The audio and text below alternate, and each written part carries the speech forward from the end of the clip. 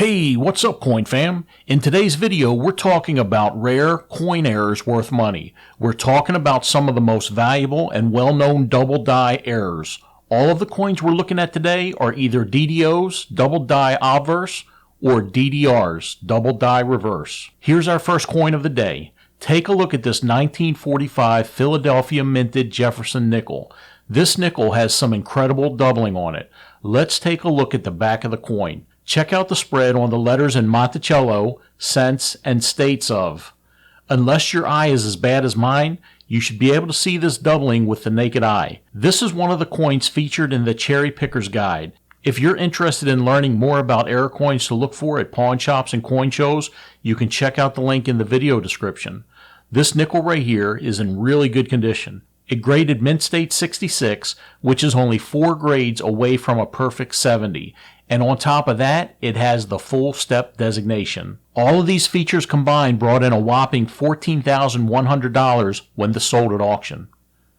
Here's a fine example of a really good looking error coin. This double die obverse is on a 1972 Lincoln cent. Take a close look at the front of this penny. The doubling is so prominent it should be easy to spot on the words "In God We Trust," Liberty, and the date. It'll be hard to find a 1972 double die in such good condition as this. This penny was graded mint state 67 plus and has still maintained its red appearance. Most pennies this old are going to be brown or even red brown. This penny sold for $14,400. This is a 1961 Franklin half dollar. It was minted specifically for collectors and has never been released into circulation. The doubling on this coin is on the back. I tried to find a better picture that showed the doubling more clearly, but this is the best I could do for you. The doubling is most obvious on the letters in the words E pluribus unum, but you can also see doubling on the words united and half, as well as the ST in states. This half dollar was graded Proof 67 Ultra Cameo. Ultra Cameo describes the contrast between the portrait of Franklin and the flat part of the coin. The greater the contrast between the frosty appearance of the portrait and the dark field of the coin makes it more desirable. This half dollar sold at auction for $19,550. This is a 1937 silver Washington quarter. It was graded mint state 66 by PCGS and it has a green CAC sticker on it, which means that it was reviewed by CAC and determined to be one of the top quarters in its grade. This is a double die obverse. You can see strong doubling in the letters of the words "In God We Trust," as well as all of the numbers in the year 1937. This DDO sold at auction for $21,150. This is one of the most famous double dies of the 1936 Lincoln cent. This coin was graded mint state 66 red. Look how beautiful this 1936 penny is. The doubling is most prominent on the letters of the word trust, but it's noticeable on many of the other letters as well.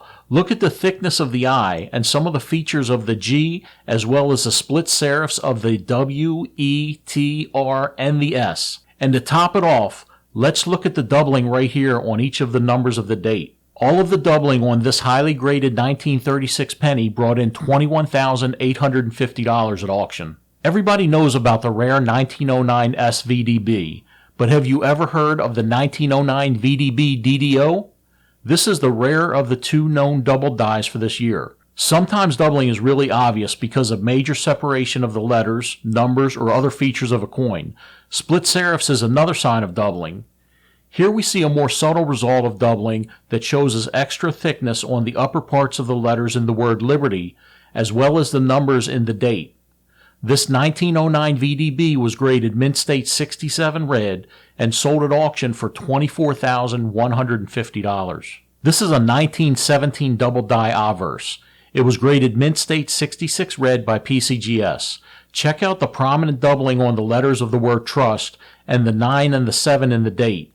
This penny is in incredible condition and it's over 100 years old. This coin wasn't known and documented until 1977 when it was first discovered. That's 60 years after it was created. It sold for $28,750. Not many people have seen one of these, but I wanted to show it to you anyway. This is an 1866 San Francisco seated Liberty half dollar, and it's a double die reverse. So if you take a look at the back or the tail side of this coin, you can see doubling in two places. The first is the most obvious on the right wing of the eagle at the base of the neck. You can see doubling right here, and you can also see doubling on the right side of the horizontal shield lines. This old DDR was minted in San Francisco and graded mint state 65. You can see some wine-colored toning starting to show on the right side of the coin.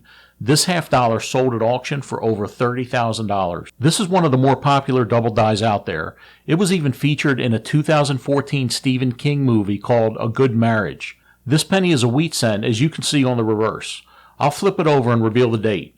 This is a 1955 double die obverse. Upon first glance of this crazy double die variety, your eyes are drawn to the separation of the numbers and the date. And it doesn't end there. The separation of every single letter in Liberty and In God We Trust is just as obvious. This is the top pop for this penny. It was graded mint state 65 red. There are only about 20 of these pennies out there that have graded this high. Its appeal has lasted for generations. My father used to check his pennies looking for this era as a kid, like buying lottery tickets trying to strike it rich. You won't become rich finding one of these nowadays, but selling a coin like this for $59,225 at auction would make discovering one of these well worth it. The same variety in a lower grade like mint state 63 is worth over $5,000. Another very famous double die Lincoln cent is the 1969 San Francisco double die obverse. I couldn't find any movies about this one, so it may not be as well known as the 1955 DDO, but it did sell for more. This penny was graded mint state 64 red. There's some really good separation on some of the letters in the word Liberty, as well as some split serifs in thickness. Look how crazy the letter B looks. Don't forget to admire the prominent doubling on the motto at the top of this coin. The doubling is more subtle on the numbers and the date, but it's still there. This beauty sold at auction for $126,500. No list of double die coins would be complete without discussing some buffalo nickels, and that's justified by the selling price of the higher grade double dies. I'm going to show you two 1916 buffalo nickels. The first one has some nice toning around the edges on the front and back of the coin. They both graded mint state 64. The double die for this year wasn't discovered for over 40 years, but it's popular and well known now. You can find the doubling on this nickel on the date located at the bottom of the coin a little to the left. Dates on buffalo nickels are some of the first features to wear and can't even be determined on a lot of the more circulated coins, but not these.